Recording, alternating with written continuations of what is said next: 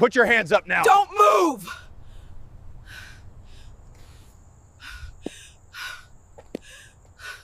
Put your hands where I can see them! Step away from the vehicle!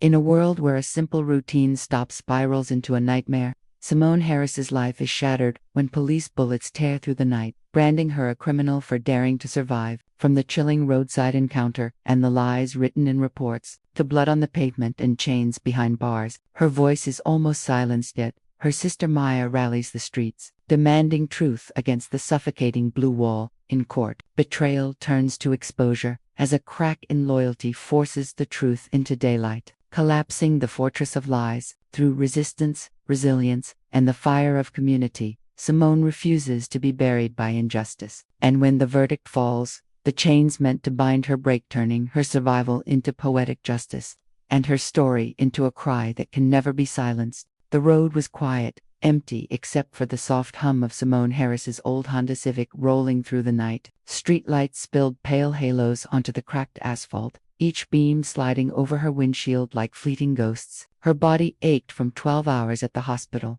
her scrubs still faintly smelling of antiseptic and sweat. She just wanted her bed, her mother's goodnight text, the comfort of silence. But then, in the mirror blue lights, her chest tightened. A patrol car had been trailing her for at least 5 blocks, headlights locked on her rear bumper. Now the flashers came alive, bathing the night in red and blue. Simone's grip on the wheel turned rigid. Stay calm, just breathe.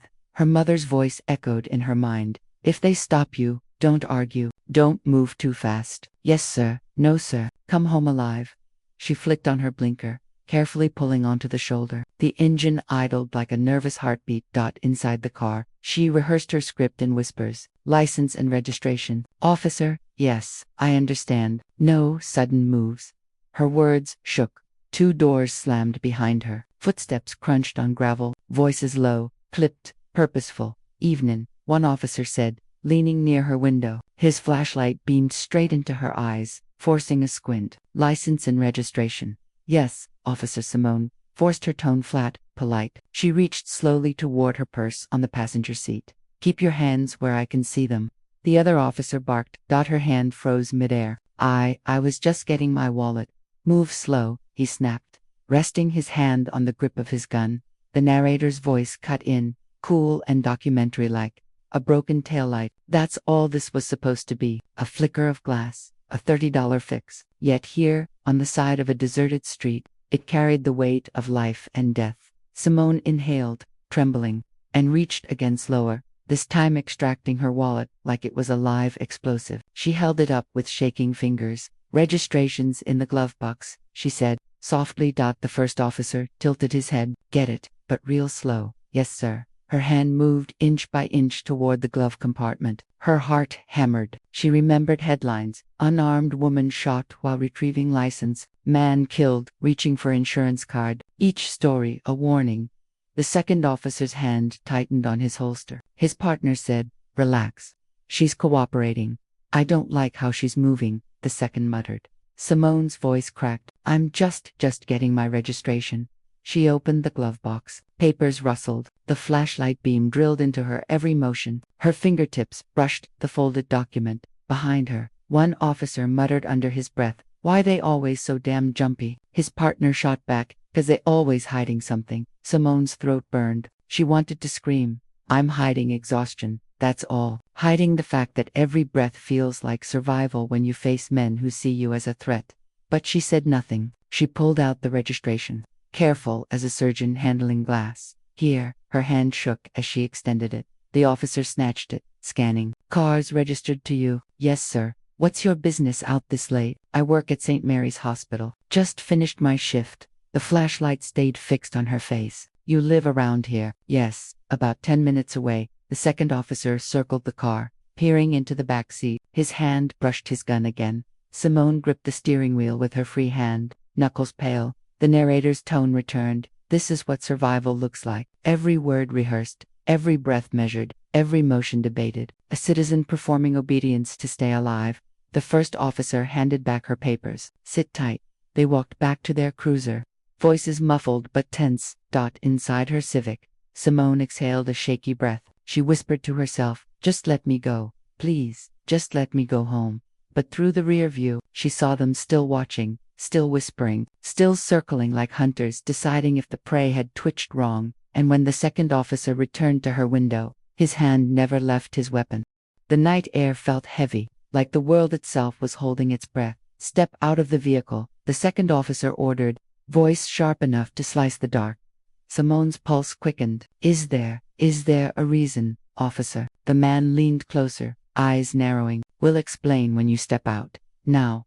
The narrator's voice slipped in, calm but biting. The script never changes. They demand obedience first, justification later. Rights are treated as luxuries revoked at the officer's discretion. Simone swallowed. Yes, sir. She unbuckled her seatbelt with trembling fingers, moving deliberately slow. She pushed the door open, the metallic creak echoing louder than it should have. Hands where we can see them. The first officer barked. Her arms rose, palms up. Her body quivered against the cool night breeze.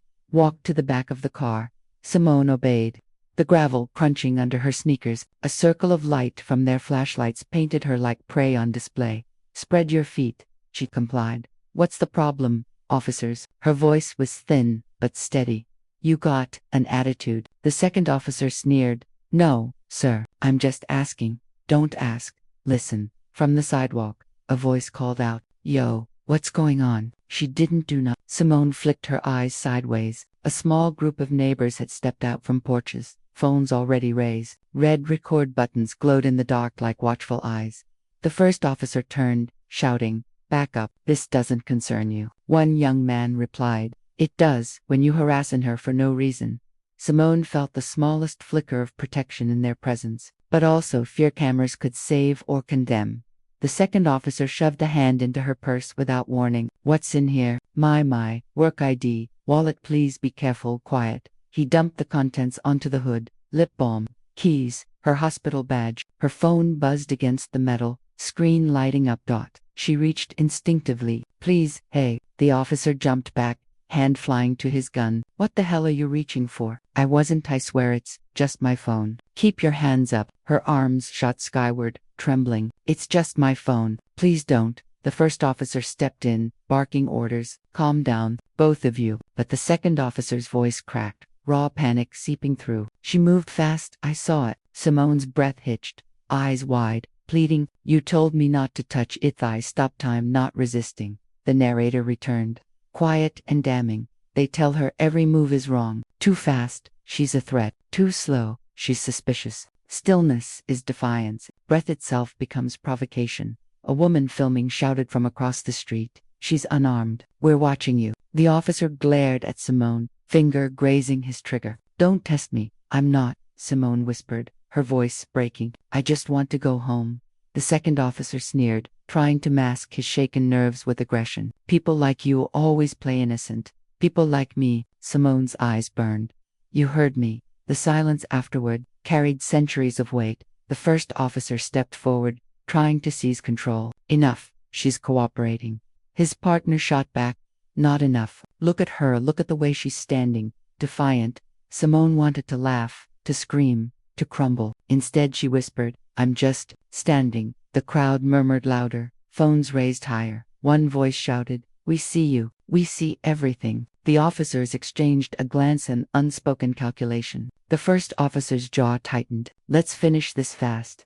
He turned back to Simone. Turn around. Hands behind your back. Am I under arrest? Do it. Why? What did I do? You're making this difficult. The second snapped. Her chest heaved. Fear and fury tangled. All I did was drive home. That's all. And now I'm what? A criminal? Because you feel like it. The first officer's hand twitched. Stop talking. Simone froze, every instinct screaming. Her phone buzzed again on the hood, its glow catching the second officer's eyes. He flinched like it was a weapon. Gun, he shouted, voice cracking. The first officer spun, hand on his holster. Where? She reached. She was reaching. I wasn't. Simone's scream tore through the night. I wasn't, the narrator whispered coldly, and with that one word, the script changes from control to execution. The crowd roared, voices clashing with panic. She's unarmed. We're recording. The officer's hands twitched on triggers. Simone stood there, breath ragged, hands trembling in the air, every muscle in her body locked between fight and collapse. The first officer's voice came low, lethal. One wrong move. The chapter closed on silence, on Simone's shaking breath, on the crowd's frantic whispers, on the night holding still, waiting to break. The world fractured in a single breath. Gun. The officer's shout still hung in the air when a deafening crack split the night. Bang. The bullet ripped through silence, whizzing past Simone's head before slicing her shoulder. A flash of white-hot pain exploded through her body. She staggered. A scream lodged in her throat. I'm hit. She's got a weapon. The officer roared. She doesn't. A woman in the crowd shrieked. We're watching. She don't got nothing. Simone's knees buckled. Blood warmed her sleeve, dripping onto the pavement. She clutched the wound, gasping. Why? Why did you? The first officer cursed, panicked. Damn it. You fired already. She reached. She didn't reach for anything. Someone shouted from the sidewalk. Phones hovered like judgmental eyes, capturing every angle. Another gunshot rang out, this time slamming into Simone's car window. Glass burst into a rain of shards, spraying across her clothes. Simone screamed, ducking reflexively. Her hands shook violently, sticky with blood. The narrator's voice came, chilling. And just like that, compliance becomes irrelevant. She could have been still as stone, silent as prayer. To them, she was a weapon long before any bullet was fired. Stop firing. The first officer barked, though his own weapon was raised now, trembling in his grip. She's got something. Look at her hands. My hands are empty, Simone cried, raising her palms high, blood dripping from one. Her voice broke. You're killing me for nothing. The crowd screamed louder, overlapping chaos. Don't shoot. She's bleeding already. Help her. Another officer yelled into his radio. Shots fired. Suspect armed. Request backup. Simone's head whipped toward her car, the one place she could hide. The one place where she wasn't fully exposed under their lights. Stumbling, she crawled toward the open driver's side door. Stay down. Someone in the crowd shouted. Bullets cracked against the metal frame, forcing her lower. Tears streaked her face, mixing with sweat and dust. Inside the glove box rested the object she swore she'd never need. Her father's old advice echoed. If you carry, carry legal, and pray you never have to pull it. Her hand trembled as it brushed against the cold steel. No, don't do it, she whispered to herself, panic choking her throat. If I grab it, they'll kill me. If I don't, they'll kill me anyway. Behind her, the second officer shouted. She's reaching for a gun. I see it. She's bleeding out. Fool, someone yelled from the crowd. Simone's fingers tightened on the pistol grip. The narrator cut in. Cold as steel. There is no safe move left. Only survival or surrender. And surrender already bleeds on the pavement. Her body shook as she pulled the firearm free. She didn't aim at anyone, only clutched it to her chest, desperate, terrified. Drop it now, the officer screamed, his weapon fixed on her. I don't want to hurt anyone, Simone cried. I just want to live. The first officer shouted to his partner. She hasn't fired, hold it. But his partner was already trembling on the edge, finger tightening against the trigger. A bullet slammed into the dirt inches from Simone's knees. Dust flew up, stinging her eyes. Instinct surged. She raised the gun not toward their bodies, but toward the ground, squeezing. Once. Bang. The bullet struck the asphalt, ricocheting sparks. The crack of defiance echoed like thunder. The officers stumbled back, startled. Their perfect control fractured. She fired. She's armed. No. Simone's voice tore raw from her throat. I fired because you keep shooting at me. The crowd roared louder, voices overlapping like a tidal wave. She's defending herself. They shot first. She told you she was unarmed. Blue and red lights swelled in the distance, reinforcements screaming toward the scene. Sirens wailed, promising escalation instead of salvation. Simone pressed herself against the seat of her car, her gun trembling in her hand. Tears streamed freely now, streaking her bloodied face. Her mind spiraled. If I live, they'll call me a criminal. If I die, they'll call me a statistic. The first officer's voice cracked, wavering between fear and fury. Stand down, Harris. Put the weapon down. She stared at him, vision blurred with pain. It's my life or yours, isn't it? That's all it ever was. The narrator's voice closed in, quiet, cutting. Midnight carried the sound of gunfire, but the truth. The shooting had started centuries before. The gunfire faded into silence, leaving only ragged breaths and the ringing in Simone's ears.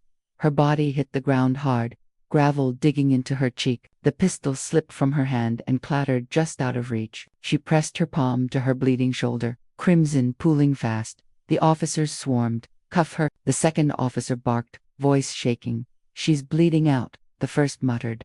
Doesn't matter. She shot at us. She made her choice. Simone groaned as rough hands forced her wrists together. Cold steel clamped over raw skin. I need help, she whispered. Please. A medic shut up. A boot pressed into her back, pinning her to the pavement. Pain screamed through her shoulder. Dot from the sidewalk. Outrage erupted. She's hurt. Call an ambulance. You can't let her die. Phones angled closer, catching every second. A young rookie lingered at the edge, his voice trembling. Sir, she needs medical attention.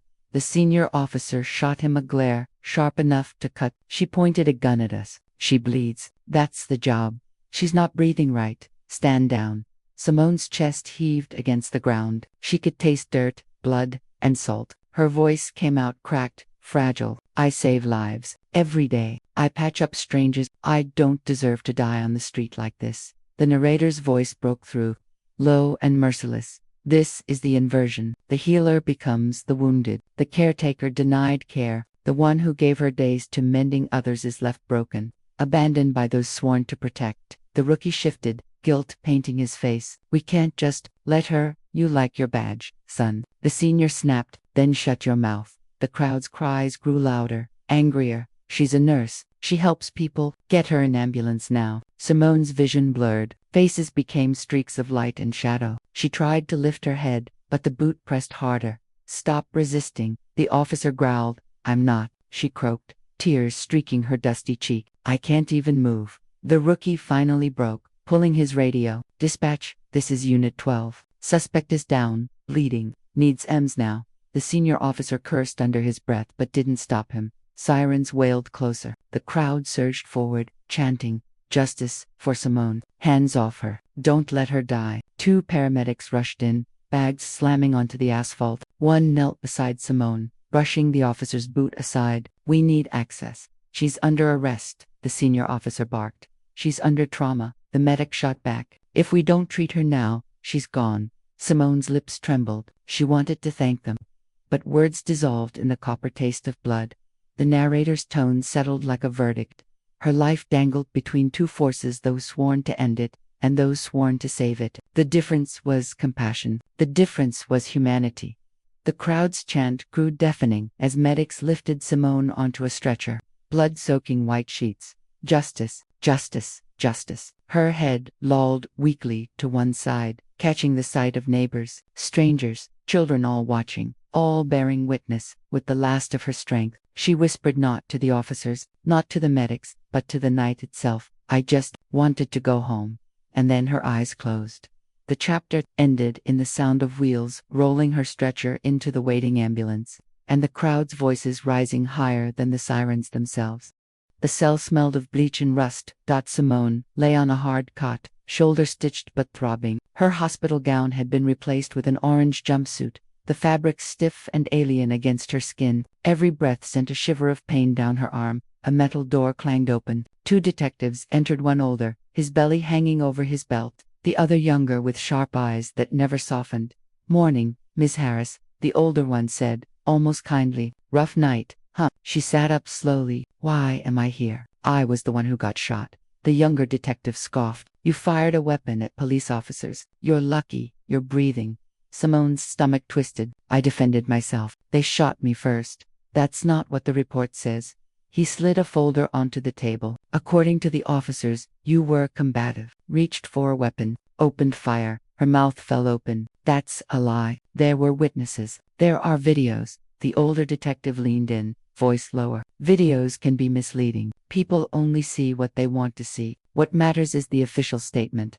The official statement is false, Simone snapped. His eyes narrowed. Careful, that tone doesn't do you favors. The narrator's voice cut in, quiet but cold. Here lies the second battlefield, the interrogation room. No bullets, but weapons all the same. Twisted words, distorted truths, cages built from lies. Simone's hands trembled in her lap. I'm not the aggressor here. I was driving home from work. They stopped me for nothing. They shot me. And now I'm what? A criminal, you tell us. The younger detective leaned forward, his words like knives. Why would an innocent woman pull a gun on two trained officers? Her throat burned. Because I thought I was going to die. Silence hung in the air, thick and suffocating.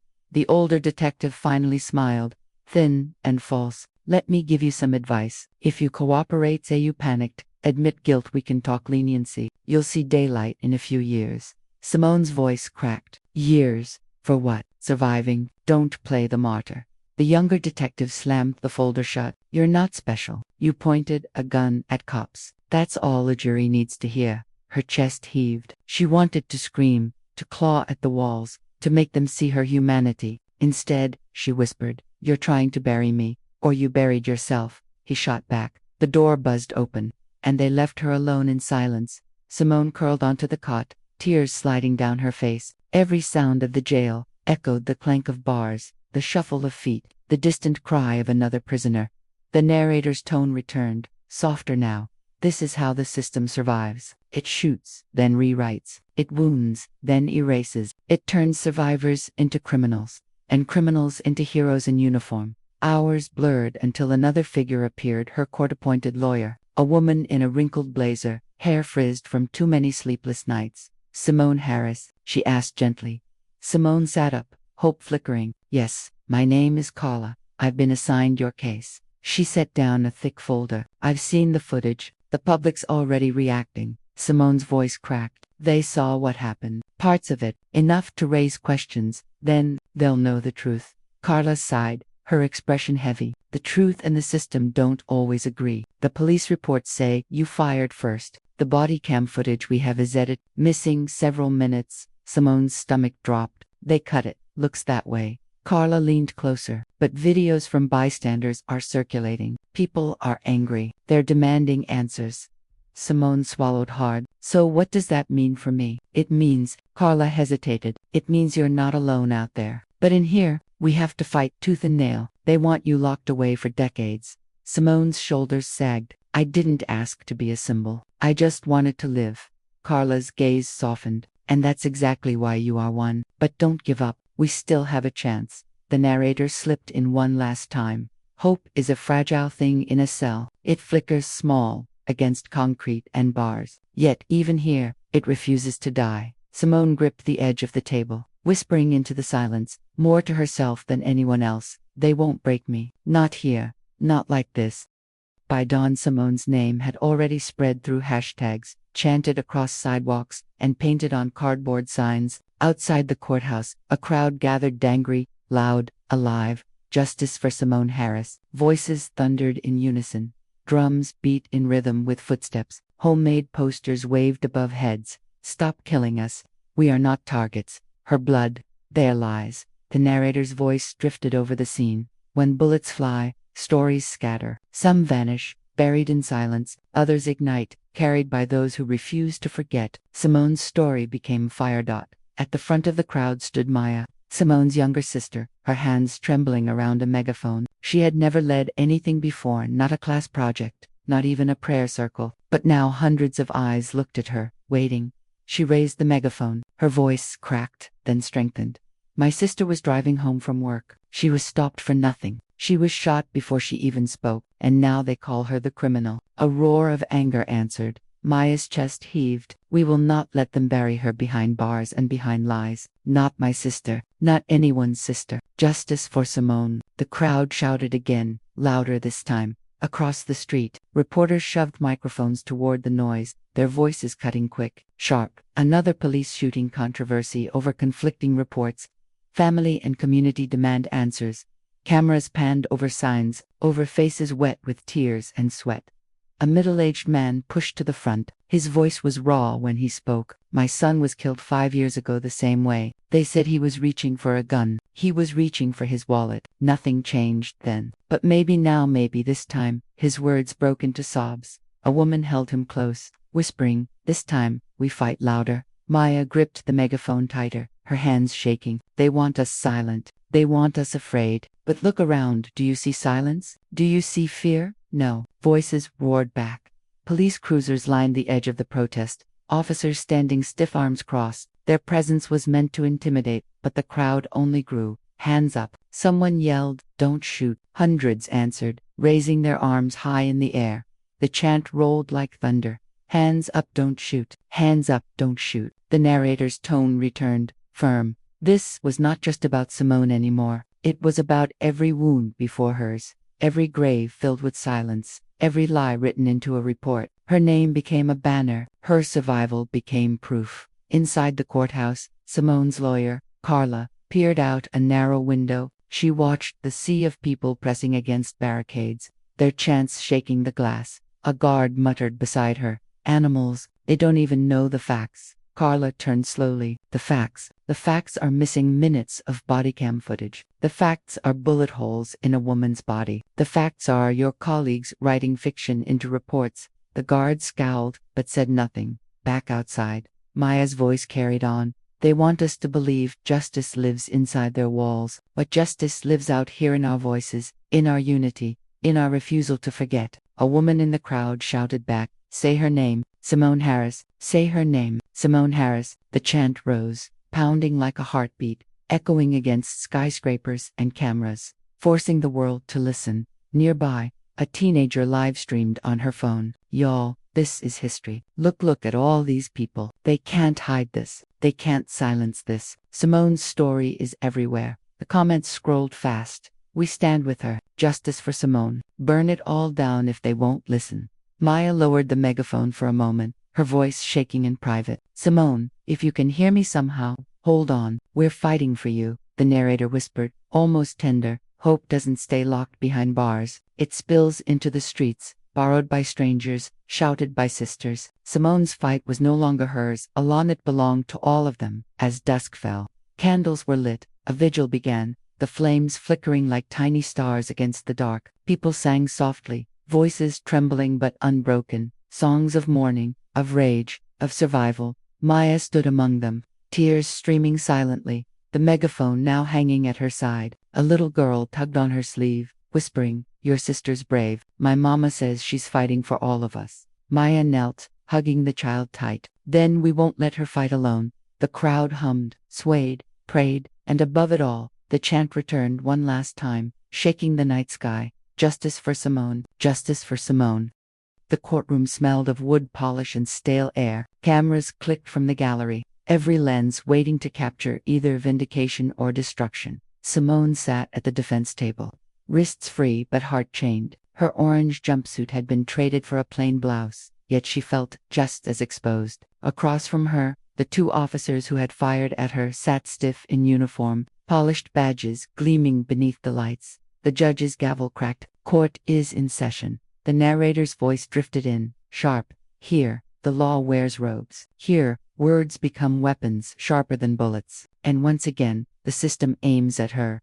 The prosecutor rose, adjusting his tie. "Ladies and gentlemen of the jury," he began, voice smooth as oil, "this case is simple. The defendant, Simone Harris, endangered the lives of two officers. She resisted, escalated, and fired a weapon. This is not about politics or protests. It's about law and order." He glanced at the jury, letting the words hang. "The officers acted to protect themselves. Miss Harris chose violence." A murmur rippled through the room.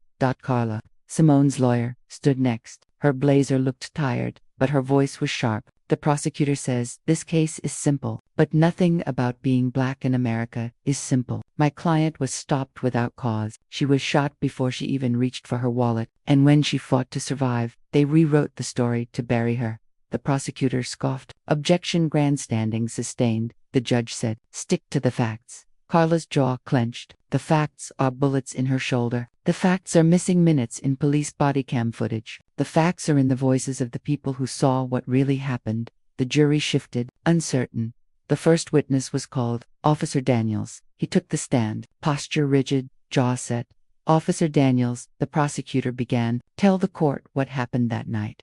Daniel's voice was calm, rehearsed. "We initiated a routine traffic stop. The suspect was agitated, uncooperative. She reached into her bag, pulled out a firearm, and opened fire. We returned fire to protect ourselves." "And you're certain she fired first?" "Yes." The prosecutor nodded. No further questions. Carla rose slowly. "Officer Daniels, how long have you been on the force?" 15 years. "And in those 15 years, how many stops ended in gunfire?" He shifted. A few. Any involving unarmed black drivers later proven innocent. The prosecutor leapt up. Objection. Sustained.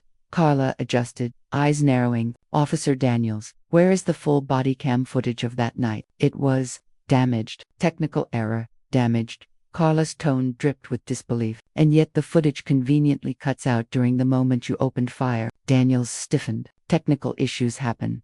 A low murmur buzzed through the gallery. No further questions. Carla said coldly. Next came Officer Miller, the younger one. His testimony mirrored Daniels' word for word, but under cross-examination cracks appeared.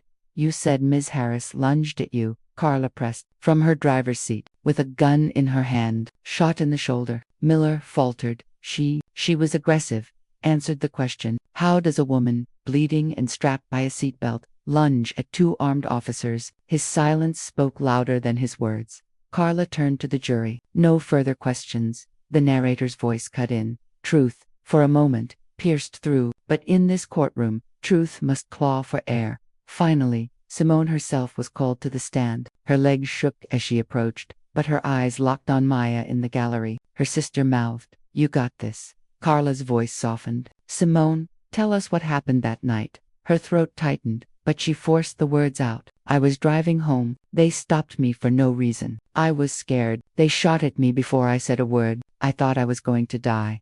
Tears welled in her eyes. "I reached for my purse, but not for a gun, for my wallet. When they shot, I fired back, not to kill, to survive." The room was silent except for her trembling breath. The prosecutor rose. "Ms. Harris, isn't it true, you illegally possessed a firearm?" "Yes," she whispered. "I carried it because I didn't feel safe. Nights are dangerous for women like me." He pounced. "So you admit you were armed? You admit you fired?" "I admit I wanted to live."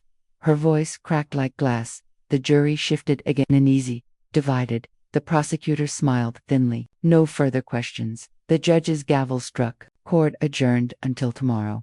The room erupted in chatter. Reporters rushed out, their headlines already forming. Protesters outside raised their chants louder. Simone was led back in handcuffs, head high despite the weight. Maya caught her eye, shouting through the chaos, "We believe you." And for the first time in days, Simone felt that fragile spark again. The narrator closed the scene. Trials are battles of words, but words can bleed. Tonight, the city would not sleep. Tonight, the truth had teeth.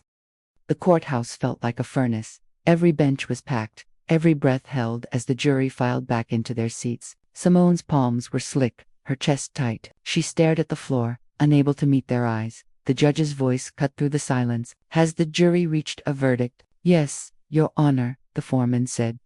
Time froze. Simone thought of her mother's prayers, Maya's trembling speeches, the chants outside that had carried her name like a drumbeat. She thought of the gunshots, of blood on pavement, of the cold steel of the cell. The foreman's voice echoed, "We find the defendant, Simone Harris, guilty of aggravated assault on a police officer." A gasp tore through the courtroom. Maya's cry broke the air. Carla slammed her fist softly against the table, whispering, "Damn it." The narrator spoke, flat and cold. "The system does not bend. It breaks. And when it breaks, it falls on the same shoulders." Over and over. Simone's knees wobbled, but she stayed standing, as if refusing to fall gave her some control.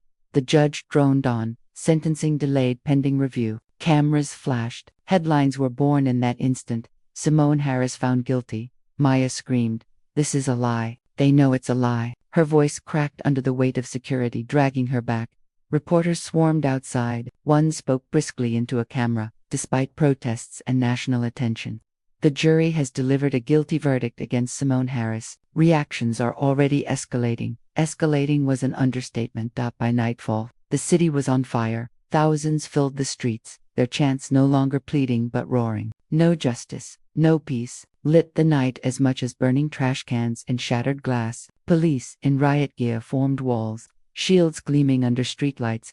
Maya stood on the hood of a car, megaphone raised, tears streaking down her cheeks. They call her guilty, but the only thing she's guilty of is surviving. The crowd erupted, a tidal wave of rage. "They lie in court." A man shouted, "They cut the cameras." Another screamed, "They kill us, then call us criminals." Drums, chants, breaking glass all colliding in a single, furious heartbeat. The narrator's voice pressed in, When truth is buried, it does not die. And when the air is hot enough, it burns through every lie. Carla watched the chaos from her office window, phone buzzing with messages. A journalist friend's text glowed on the screen. Got leaked footage. Full body cam. It shows everything. Carla's breath caught. Everything, she whispered. The missing minutes. The truth. Meanwhile, inside her cell, Simone sat alone, knees pulled to her chest, faint echoes of the chants outside reaching her through concrete walls. She couldn't hear words, only rhythm. It sounded like war drums. It sounded like hope. Jod, she whispered into the silence. Don't stop. Please, don't stop. Across the city, TV screens flickered. On one network, anchors debated law and order. On another, shaky leaked footage began to circulate, footage no one in power wanted seen. It showed Simone's car, her hands visible on the wheel, officers shouting, guns already drawn, a shot fired by them, not her, her scream audible, her body jerking from the bullet, then silence before the cut, the silence they erased. The footage spread like wildfire, faster than sirens, faster than spin. Phones lit up, feeds filled. Yo, watch this. This is the full video. They shot her first. She never aimed. They lied. They all lied. The narrator cut in, sharp as flame. Lies are fragile things. They crack under the weight of evidence. They crumble when truth claws free. By midnight, even news anchors hesitated. We cannot verify, but this new footage contradicts official reports. Maya saw it on a protester's phone. Her knees buckled. She clutched the screen, sobbing. They can't bury her now. They can't. Around her, the crowd howled with renewed fire. Free Simone! Free Simone! The courthouse steps became a battleground, shields against signs, batons against voices, tear gas choked the air, but still, they chanted. Inside her office, Carla stared at her phone, then at her reflection. The ashes are speaking, she murmured. Now, the fire begins. And in her cell, Simone finally smiled through tears. She didn't know the details, but she could feel it, the pulse of voices refusing to let her die in silence. The narrator closed the chapter. Truth burns slowly, but once lit, it consumes, and when the smoke clears, only ashes remain, ashes of lies, ashes of false justice, ashes that whisper the truth louder than any verdict. The footage had spread too far to be buried. By morning, every major news outlet replayed it frame by frame. Simone's hands, visible on the wheel, the officers' guns raised, the muzzle flash that came before her shot. Reporters repeated it like gospel. The leaked video raises serious questions about the officer's testimony. Inside the precinct, chaos brewed. Captain Reeves slammed his fist on the table. Who the hell leaked it? Silence. Dozens of officers sat stiff, their blue uniforms suddenly heavier, their loyalty tested. This department stands together, Reeves barked. If one of you breaks the line, you betray us all. The narrator's voice whispered, the blue wall thick as concrete, built on silence, enforced by fear. But even walls collapse when truth pushes hard enough. One young officer, barely a year on the job, shifted uncomfortably. His name was Torres. He had been on the scene that night, not at the car, but nearby. He'd seen enough. Reeves' glare swept the room. Daniels, Miller, you stick to your statements. Don't flinch. Don't fold. The video is inconclusive. You were threatened. End of story. Daniels nodded. Jaw clenched. Miller, younger, swallowed hard. His hands trembled under the table. After the meeting, Miller caught Torres by the lockers. You saw the footage. Torres nodded. Miller's voice cracked. It's over. It shows everything. No, Torres said quietly. It shows enough, but not everything. Miller's face went pale. You want out? Torres asked. Miller whispered. I didn't sign up to lie about shooting a woman bleeding in her car. His voice broke. She wasn't a threat. Torres leaned closer. Then speak, or this whole department will drag you under with it. Across town, Carla met with Maya in a cramped office. Stacks of papers and laptops glowing with headlines. They can't deny it now, Maya said, hope flickering in her voice. Carla frowned. They'll try. They'll say the footage is doctored, or incomplete, or taken out of context. They've built an empire on denial. But people can see. Maya slammed the desk. They know. Isn't that enough? Carla's eyes were tired. Enough for outrage, not enough for justice yet. Meanwhile, on the evening news, cracks spread wider. A retired police sergeant sat across from a reporter. His words were careful, but his meaning clear. I served 30 years. I know what happens when cameras malfunction. I know what happens when reports get corrected. This footage, it's not unusual. It's just the first time the public's seeing it raw. The reporter leaned in. Are you saying there's a culture of cover? The sergeant sighed. I'm saying the blue wall is real, and maybe it's starting to crumble. The narrator cut in. The wall doesn't fall all at once. It cracks, it creaks, it leaks truths through frightened mouths. Back in his apartment, Miller sat in darkness, TV glow painting his face pale. Every replay of the footage made his chest tighten. His phone buzzed with messages from Daniels. Stay quiet, don't fold, he typed, deleted. Then finally wrote, I can't do this anymore. He stared at it for a long time before hitting send. The next morning, he walked into Carla's office, eyes red. I want to testify, he whispered. I want to tell what really happened. Carla froze. Do you understand what that means? He nodded, voice trembling. It means my career is over. Maybe my life, but I can't carry this lie anymore. Maya's eyes filled with tears. You could save my sister. Miller swallowed hard, or die trying. At the same time, the department reeled. Rumors spread of more officers considering speaking out, of internal affairs sniffing at Daniels and Reeves. Reeves stormed into Daniels' office. Hold the line. One crack, and the whole damn wall comes down. Daniels' face was stoned. Maybe it already has. That night, the protests swelled again, but now the chants had teeth. Show the truth. Show the truth. Signs waved. The blue wall is crumbling. In her cell, Simone felt the shift in the air. Guards whispered about the footage. A fellow inmate passed her a folded note from Maya. It's breaking. Hold on. Don't give up now. Simone clutched it to her chest, whispering, Please, God, let it be true. The narrator's voice closed in. Walls fall not with silence, but with voices. Not with lies, but with crags of truth echoing through them. The blue wall was shaking, and the city braced for the collapse. The courtroom was packed again, but this time the air felt different. Simone sat straighter at the defense table, her wrists unshackled. Across from her, Officer Miller shifted uneasily in his seat, waiting to be called. Daniels glared daggers into him, jaw clenched tight. The judge's gavel cracked. Court is resumed.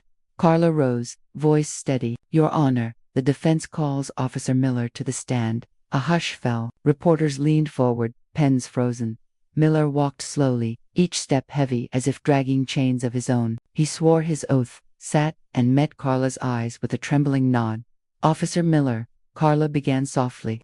You testified earlier that Simone Harris fired first. Do you stand by that testimony? Miller's throat worked. Silence stretched finally. He whispered, No, I don't. Gasps rippled through the room. Carla leaned in. Tell us what really happened. Miller's voice shook. We approached her car with guns already drawn. She had her hands on the wheel. Daniels fired first. I fired too, but she never aimed until after she was shot. She was trying to survive. The prosecutor leaped up. Objection. Perjury. He's contradicting his own testimony. The judge banged the gavel. Overruled. The witness will continue.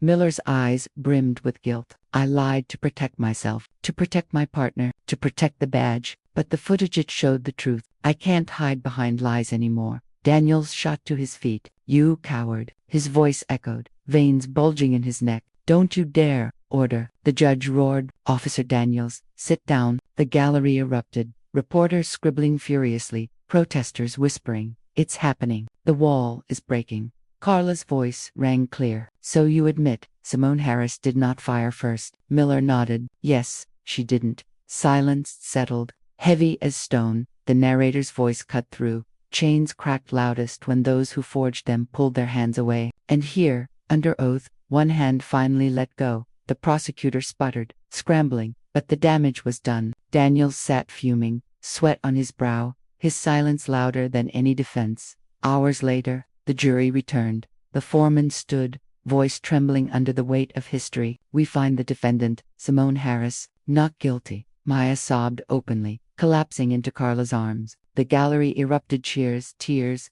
applause spilling over like floodwater. Simone sat frozen, the words echoing in her head, not guilty. Chains she had carried for weeks, chains of lies, fear, isolation shattered, all at once. She rose slowly, tears streaming, whispering, I'm free. You're free, Carla said, smiling through exhaustion. The judge struck his gavel, but even he knew control was gone. The room belonged to the people now. Outside, The courthouse steps overflowed. Thousands cheered, signs waving, candles lit in daylight. Simone, Simone, they chanted, voices a living tide. Maya pushed through the crowd, wrapping her sister in a trembling embrace. "You're coming home," she whispered. "You survived." Simone clung to her, sobbing into her shoulder. "Because of you, because you never stopped shouting." Reporters swarmed, cameras flashing. One thrust a mic forward. "Simone, do you have a message?" Her voice cracked but carried. "They tried to bury me with lies, but truth doesn't die. Truth survives." "And so did I," the crowd roared. The narrator's voice wrapped around the scene like smoke. "Justice, when it comes, is never clean. It limps, it bleeds. But when chains break, even for a moment, the sound is freedom itself." But the story did not end with Simone alone.